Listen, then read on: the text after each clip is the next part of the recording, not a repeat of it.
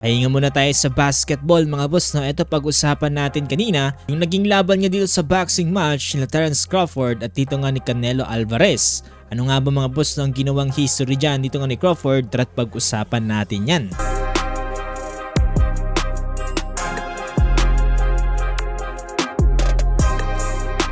Nagganap nga kanina ang dalawa sa boxing most dominant versus undisputed super middleweight champion. At kung saan mayroong record na 63 wins, 2 losses at 2 draws with 39 KOs. Nakatapat niya mga boss ng 4 division superstar na si Terence Crawford na mayroong 41 wins, 0 loss at 31 knockouts.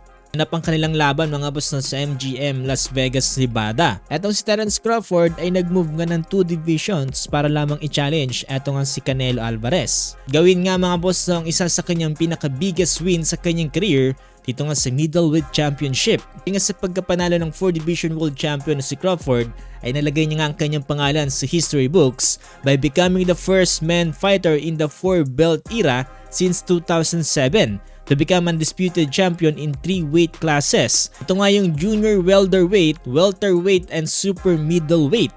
Itong si Crawford sa kanyang career ay kadalasan kinakalaban ang around 135 and 147 pounds. Unti-unti nga siyang umaakyat dito nga sa kanyang weight class to 154 in August 2024 matapos nga niyang talunin etong si Israel Madrimov. Ito nga sa kanilang WBA junior middleweight title before taking a year to build the fight against Canelo. Talagang hindi biro mga boss no itong ginawa ni Terence Crawford dahil itong kanyang hinamo na si Canelo is a 4 division champion and his only 3 losses are to Crawford, Floyd Mayweather in 2013 and KB Vol nitong 2022.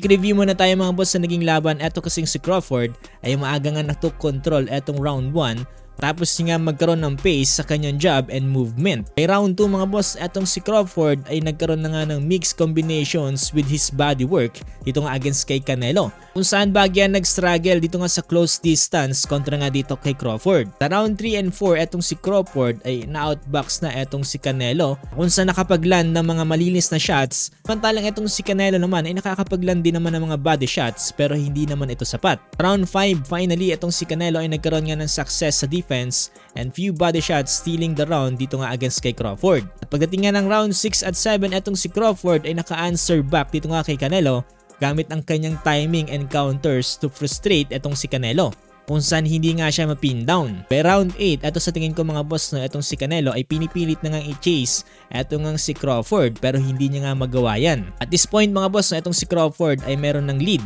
against nga dito kay Canelo. Pagdating ng round 9 ay mas naging mainit na ang laban dito dahil nga sa mga combo na ginagawa dito ni Crawford. At nga lang talaga maiwasan yung pagkakauntugan ng dalawang players na to kaya naman nagkakos ito ng malalaking cuts. Sa round 10, 11 at 12, etong si Crawford ay nagkakaroon nga ng dominance against nga dito kay Canelo. Otak din itong si Crawford dahil kumukuha na lang siya ng mga points advantage against nga dito kay Canelo.